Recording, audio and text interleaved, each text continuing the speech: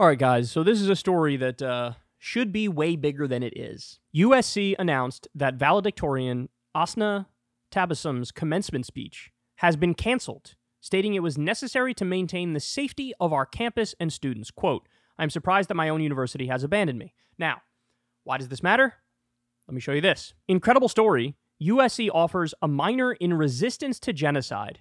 This girl minored in it, was named valedictorian, and then they canceled her speech because she might talk about genocide. So they fear, oh my God, she's going to bring up Palestine, and we can't have that.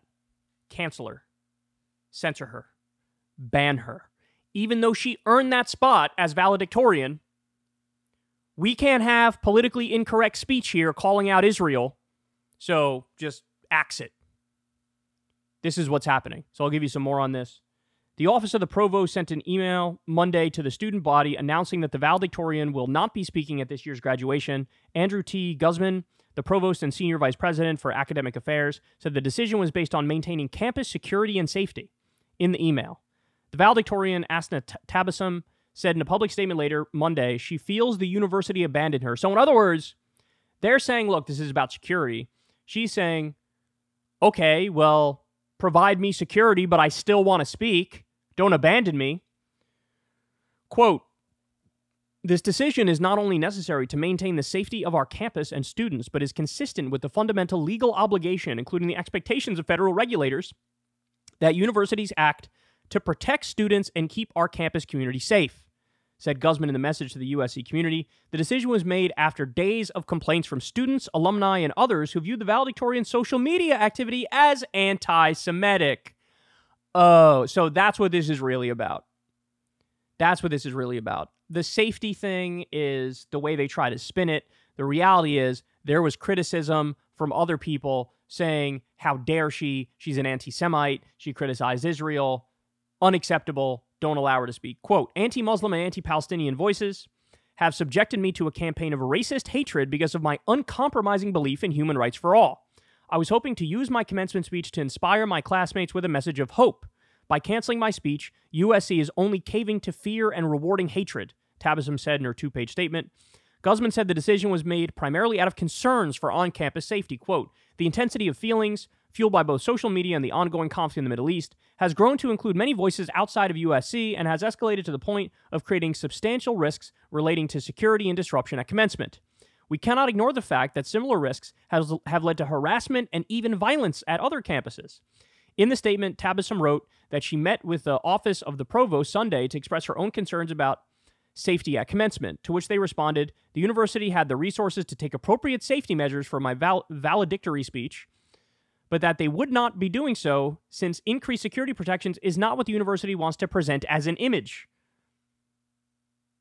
Guzman, however, wrote that the valedictorian selection was made based on various criteria which did not include social media presence.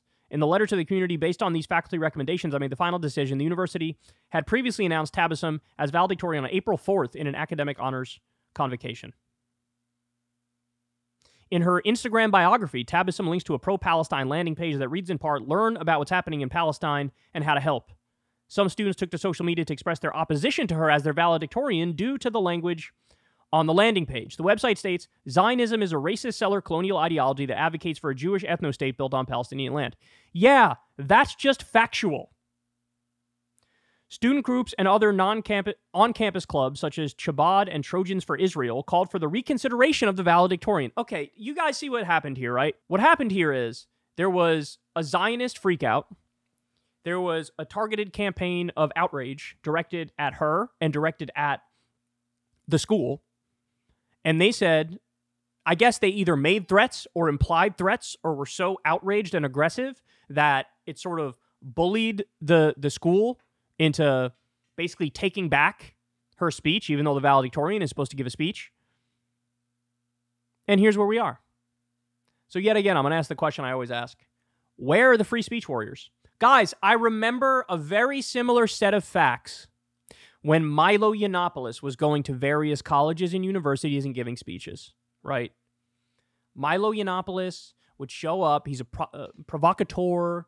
He says like horrible things on purpose to try to get a rise and a reaction. And there were all these left-wing students who were angry, who were mad, who were trying to get Milo canceled. And in most instances, what happened? There were these outcry, free speech rights, you can't cancel people, you can't, just because you disagree with them doesn't mean you could shut them down. And Milo would speak, and there would be security. That's how this works.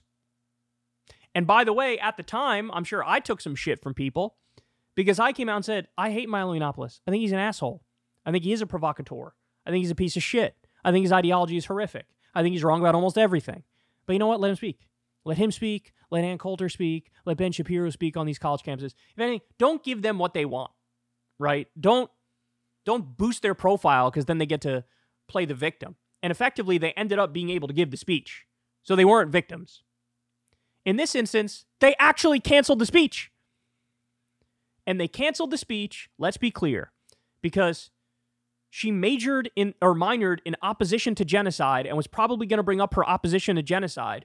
And then all the little snowflakes and cancel culture lovers and Zionists who were against her basically tried to force the hand of the school to not allow her to speak. So yet again, we come back to the same place we've been over and over, which is what? It seems to be that the biggest crackdown on free speech in this country is always vis-a-vis Israel. Why are there so many anti-BDS laws on the books in various states? I remember it was in Houston, Texas. You couldn't get hurricane relief money unless you signed a pledge saying you don't want to boycott Israel. Remember, what was it, Abby Martin or maybe Rania Khalek? One of them was going to give a speech to a college, and they tried to make them sign a pledge that they wouldn't criticize Israel. Guys, in all-out war, an all-out assault on free speech, it is legal in this country to call to boycott this country. You can be an American and call to boycott America, and everybody's fine with it. But if you call to boycott Israel, there's consequences. What are we doing here? This is an all-out assault on basic freedoms. She's the valedictorian. She has a right to give a speech, and I hope she does give the speech and also mention Palestinians, what's happening in Gaza, what Israel is doing. The fact of the matter is, this is how they try to win. This is how they try to rig the public debate. Just cancel, shut down, shut out, ban, shove to the side, censor anybody who's not saying the things we want them to say.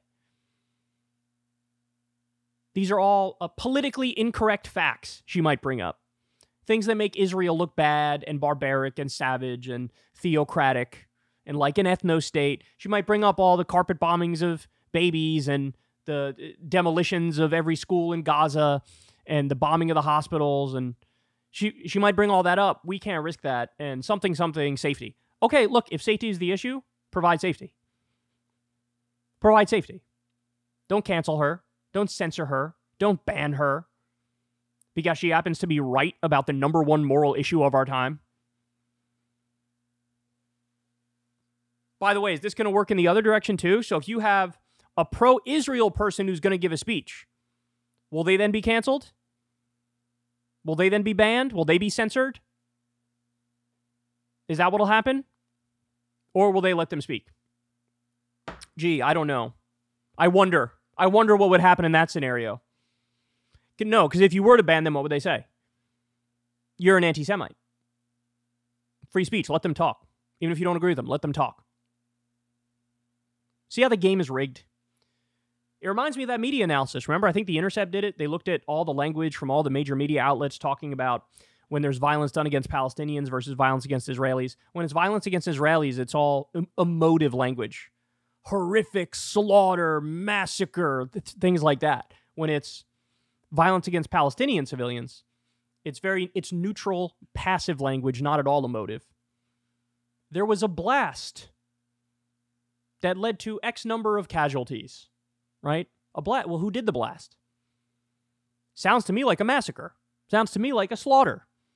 Sounds to me like it's horrific. Sounds to me like terrorism. But the language when discussing Palestinians is passive. The language when talking about Israelis is emotive and strong. And this is the college version of that. You're the valedictorian. You did your job. You're going to give a speech. You might bring up the moral issue of our time. And they're going to... guys, here. I'll make a good analogy for you. Imagine this was 1962.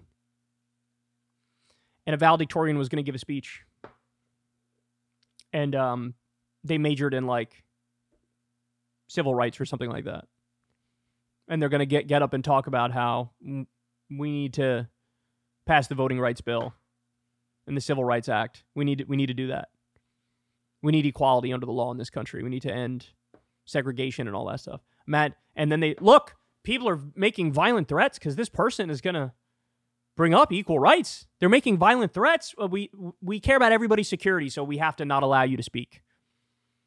In that context, it would be like, oh, so the school is just chicken shit, or they agree with Bull Connor, right? Like that would be the reaction. Oh, you are trying to, by extension, protect the status quo. And that's unacceptable because there's segregation, right? We'd all look at that like, what a chicken shit move from that college. Well, it's a very similar thing for today. She's going to speak. She's going to call out the genocide. And they're like, we can't have that. We can't have that. Because it'll anger some people. Okay, well, fuck their feelings. I don't care about their feelings. By the way, big Ben Shapiro segment coming on this. Big Dave Rubin segment coming on this. They're going to do a whole thing about, look, I don't agree with her, but let her talk. This is what free speech is about. You got to hear everybody out. You have differing opinions, etc. I get it's coming. Just wait for it. Just wait. Any day now, they'll talk about this as the big assault on free speech rights that it is. They'll do a whole crusade over this. All the right-wingers on social media will be tweeting her name. Let her speak. Don't censor her. Don't cancel her. Don't ban her. I'm waiting. Hey, y'all, do me a favor and like and subscribe. It helps out big time in the algorithm. Click the bell as well for notifications when videos drop. And watch that video on screen right now. You know you want to.